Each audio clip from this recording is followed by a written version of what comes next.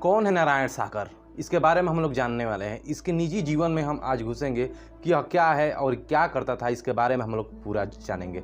बने रहे वीडियो के लास्ट अंत तक। इसके बारे में हम लोग जानेंगे कि नारायण साकर भोले क्या है जो इतने लोगों की मौत का जिम्मेदार हम इसे कह सकते हैं।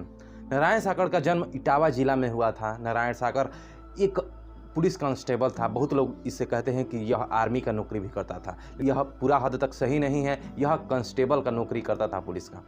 पुलिस से छूटने के बाद, अपने मर्जी से पुलिस की नौकरी छोड़ने के बाद यह एक आध्यात्मिक की तरफ चला गया। हमारे भारत देश में देखेंगे तो साधु महात्मा का ड्रेस और पहनाव ओढ़ाव कुछ इस प्रकार से होता है जो देखकर आप जान पाएंगे कि यह साधु महात्मा है और साधु महात्मा की तरह रहते हैं, यह साधु महात्मा है। लेकिन इनका पहराव ओढ़ाव कुछ ऐसा था कि आप जान भी नहीं पाएंगे कि यह किस प्रकार रहता है और किस प्रकार क्या करता है, यह साधु महात्मा है कि क्या है, इसे आप नहीं जान पाएंगे।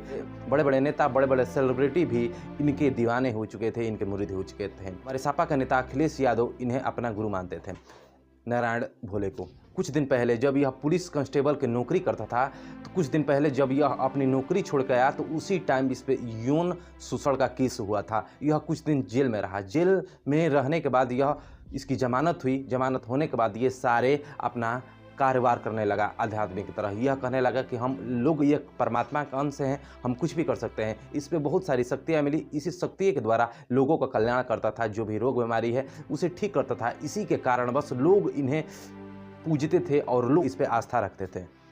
नारायण साकर की पॉपुलैरिटी आप इसी बात से जान सकते हैं कि एक बार यह यहाँ पर आया था और आने के बाद चला गया था, तो भी लोग यहाँ पर आकर प्रणाम करते हैं हर रोज़ और प्रणाम करके चले जाते हैं। दरबार लगा था, लोग कैसे घायल हुए थे। इसका दरबार लगा था, दरबार में इतनी भीड़ हो चुकी थी, इतनी भीड़ हो चुकी थी, मैं आपको क्या ही बताऊँ। बहुत सारे भीड़ हो चुकी थी, पैर रखने के लिए भी यहाँ पर जगह नहीं थी।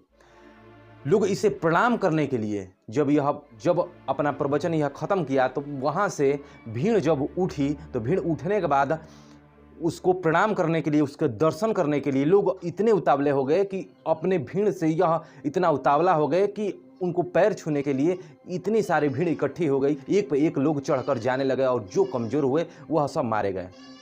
नारायण साकर पे हम यही कह सकते हैं कि जितने सारे घटनाएं घटी है, इसका आश्रय 90% इसी पे जाता है।